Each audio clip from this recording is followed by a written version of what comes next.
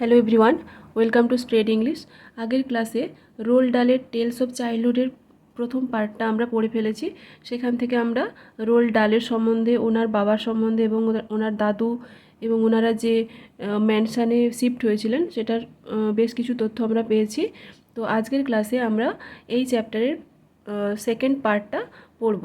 তো তার আগে যারা চ্যানেলটাতে প্রথম এসেছো তারা চ্যানেলটা অবশ্যই সাবস্ক্রাইব করে পাশে থাকা বেল আইকনটা প্রেস করে দিও, এবং যারা অলরেডি সাবস্ক্রাইব করে নিয়েছো তাদেরকে অসংখ্য ধন্যবাদ। আর এই চ্যাপ্টারের ফার্স্ট পার্টটা যারা পেতে চাও, আমি আজকের ডেসক্রিপশন বক্সে তার লিঙ্ক দিয়ে দেবো, সেখান থেকে তোমরা দেখে নিও। সেকেন্ড পার্টটা তবে শুরু করছি, চলো। দেখো, ইন 1920 1920 সালে যখন আই ওয়াজ স্টিল অনলি 3, আমি যখন 3 বছরের ছিলাম, মাই মাদার্স এল্ডেস্ট চাইল্ড, আমার মায়ের সবথেকে বড় সন্তান, মাই ওন সিস্টার অ্যাস্ট্রি, আমার নিজের বোন বা দিদি অ্যাস্ট্রি, তার নাম ছিল অ্যাস্ট্রি, ডায়েড ফ্রম অ্যাপেন্ডিসাইটিস, সে কি থেকে মারা গেছিল? অ্যাপেন্ডিসাইটিস থেকে। শি ওয়াজ 7 ইয়ার্স ওল্ড, সে তখন 7 বছরের ছিল। যখন শি ডায়েড, সে মারা গেছিল। Astri was far and away my father's favourite, Astri ছিল যতদূর সম্ভব আমার বাবার খুব প্রিয় সন্তান।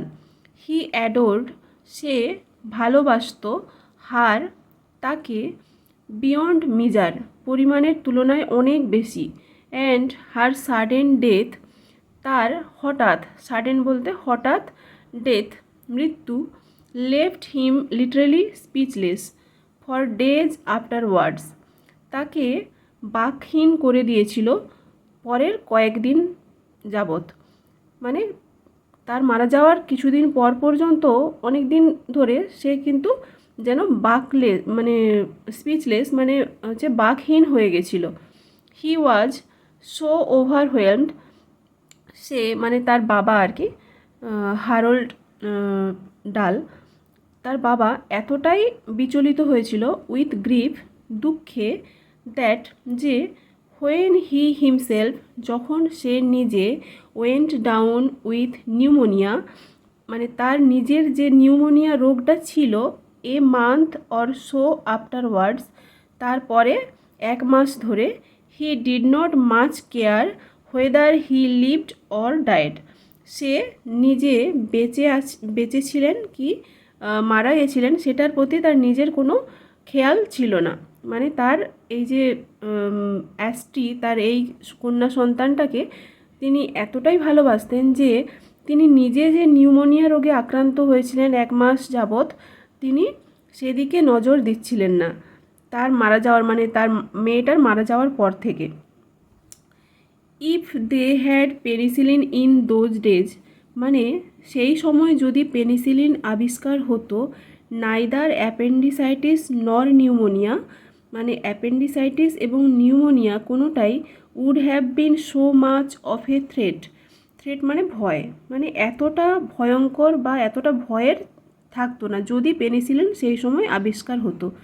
বাট কিন্তু with no penicillin or any other magical antibiotic cures, কোনো পেনিসিলিন এবং আলাদা কোনো চমৎকার antibiotic, pneumonia in particular, pneumonia সেই সময় মানে নির্দিষ্ট যে একটা রোগ, was a very dangerous disease indeed, খুবই ভয়ঙ্কর একটা রোগ ছিল। The patient had to fight to survive, রোগীকে বেঁচে থাকার জন্য লড়াই করতে হতো। My father refused to fight, আমার বাবা যুদ্ধ বা লড়াই করতে চাইছিল না, কেননা তিনি ওই যে তার মেয়ের মৃত্যুতে যে ভীষণ শোকাহত হয়েছিলেন, সেই জন্য তার সেই বাঁচার ইচ্ছেটাই ছিল না, তিনি বেঁচে আছেন কি মারা গেছেন সেটার প্রতি তার কোনো লক্ষ্য ছিল না।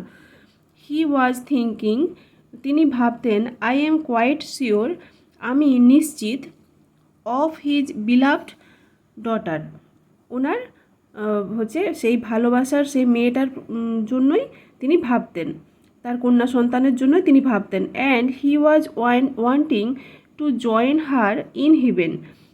তিনি চাইতেন তার সাথে যোগদান করতে ইন হেভেন মানে স্বর্গে। মানে ওই মেয়েটা তো তার মারা গেছেন, কিন্তু তিনিও সেই যেন মনে হতো যেন তার সাথেই মারা যেতে চাইতেন আর কি, একসাথে স্বর্গে বাস করবেন সেই উদ্দেশ্যে। সো হি ডাইড, সেই জন্যই তিনি মারা গেছেন। হি ওয়াজ 57 years old। তিনি যখন মারা গিয়েছিলেন ওনার বয়স ছিল 57 বছর। My mother had now lost, আমার মা এখন হারিয়েছে, এ ডটার একটা কন্যা, অ্যান্ড এ হাজব্যান্ড এবং একজন স্বামী, all in the space of a few weeks, কয়েকটা সপ্তাহের মধ্যেই। মানে প্রথমে কন্যা সন্তান মারা গেছে, তারপর ওনার হচ্ছে এল্ডেস্ট চাইল্ড যে এই যে অ্যাস্ট্রি মেয়েটা, সেও মারা গেছে। হেয়ার সি ওয়াজ, এখন তিনি মানে ওনার মা, সাডেনলি হ্যাভিং টু ফেস মানে মুখোমুখি হতে হয়েছে, all alone the very gravest problems and responsibilities. মানে ভেরি গ্র্যাভেস্ট মানে সবথেকে কঠিন, প্রবলেমস সমস্যা, অ্যান্ড রেসপন্সিবিলিটিস বলতে হচ্ছে দায়িত্ব। মারা গেছে যেহেতু, বড় মেয়ে এবং স্বামী মারা গেছে যেহেতু, ওনাকে এখন সবথেকে কঠিন সমস্যা এবং দায়িত্বগুলোর সম্মুখীন হতে হয়েছে। She had 5 children to look after, তার 5টা সন্তান ছিল দেখাশোনা করার জন্য, মানে তাদেরকে দেখাশোনা ওনাকে একাকেই করতে হতো।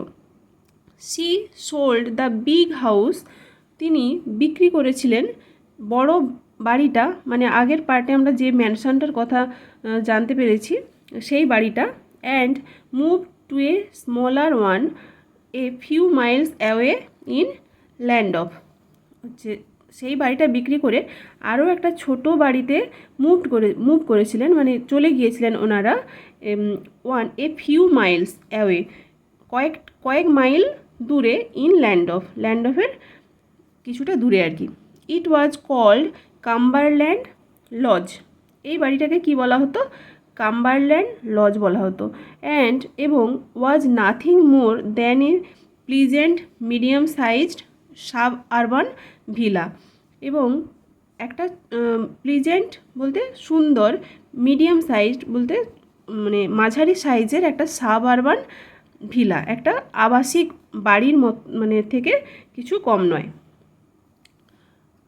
সো ইট ওয়াজ ইন ল্যান্ডফ, সুতরাং এখন ল্যান্ডফ 2 years লেটার, 2 বছর পর, when I was 6 years old, যখন আমি 6 বছরের, দ্যাট যে I went to my first school, এই ল্যান্ডফে থাকতে থাকতে তিনি ওনার প্রথম স্কুলে মানে স্কুল শুরু হয়েছিল আর কি 6 বছর বয়সের সময়।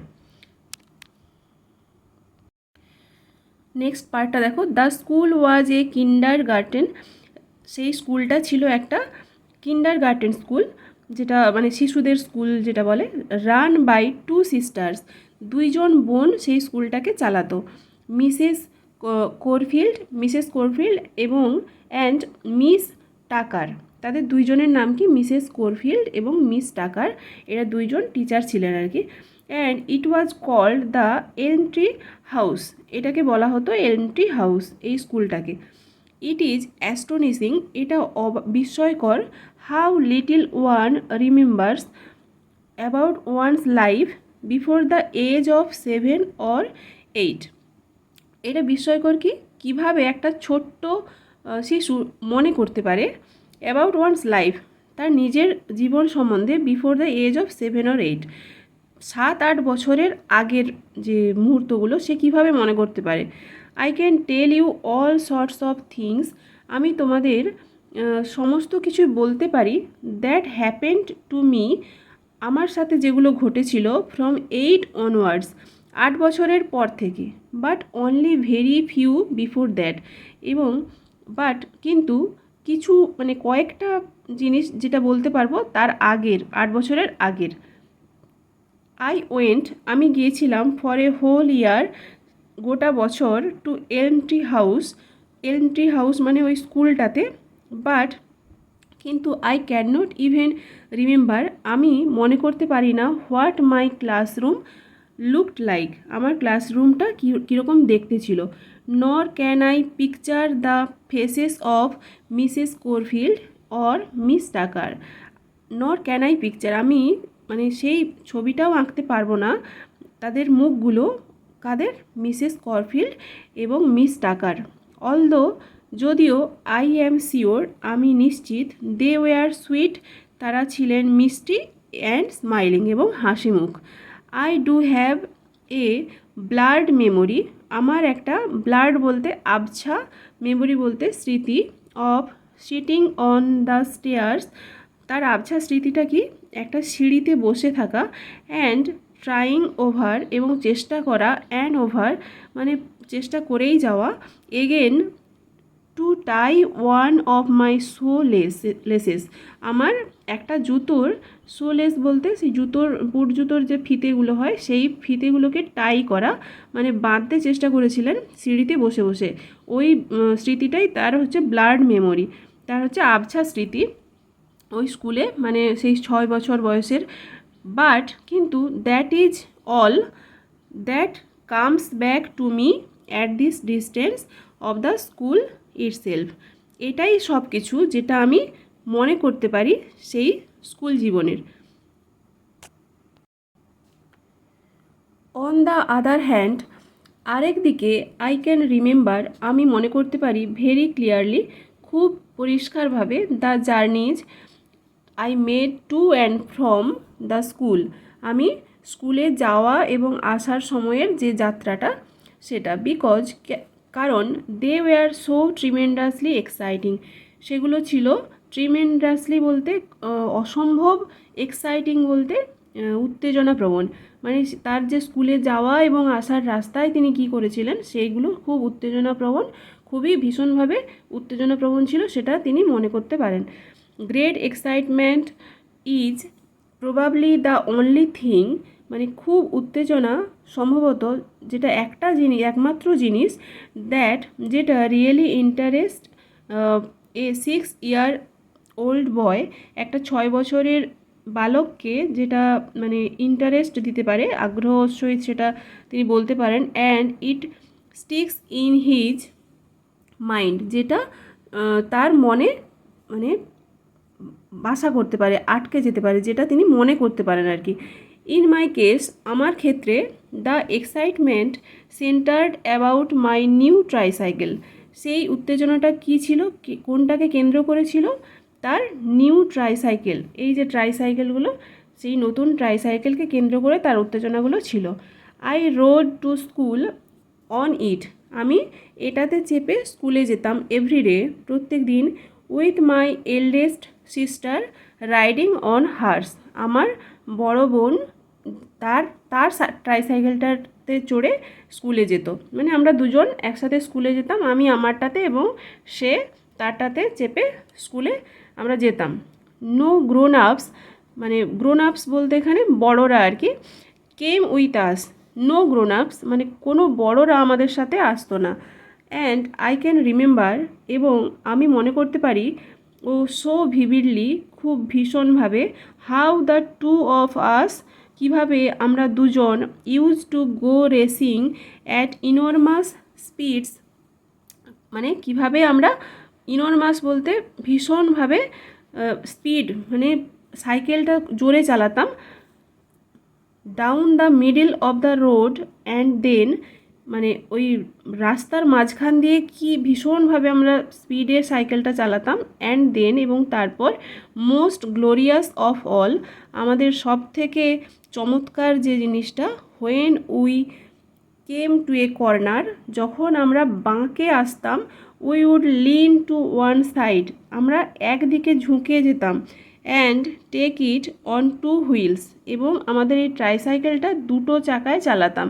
এটা কীরকম তোমরা নিশ্চয়ই দেখেছো, বাইকগুলো যখন, বাইক কিংবা সাইকেল যেটাই হোক, যখন টার্নিংগুলো নেয়, রাস্তার টার্নিংগুলো নেয়, দেখবে কেমনভাবে যেন একদিকে কাত হয়ে ওরা টার্নিংটা নেয়, সেই রকম যখন এই ট্রাইসাইকেলগুলো টার্নিং নেবে তাহলে খুব খুব স্পিডে, সেটা মনে করো যে ওই চাকাটা থাকবে না, এই দুটো চাকার উপর দিয়ে ওরা টার্নিং করে আসবে, সেটাই ওদের কাছে খুব গ্লোরিয়াস থিং ছিল, খুব চমৎকার একটা ব্যাপার ছিল।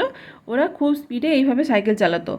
অল দিস, সমস্ত কিছুই এইরকম, ইউ মাস্ট রিয়েলাইজ, তুমি কিন্তু এটা তোমাকে ভাবতে হবে, was in the good old days, সেই সুন্দর পুরানো দিনগুলিতে, হোয়েন, যখন the sight of a motor car, একটা মোটর সাইকেল, সাইকেল মানে দৃশ্য, অন দ্য স্ট্রিট, রাস্তায়, ওয়াজ অ্যান ইভেন্ট, মানে একটা ঘটনা।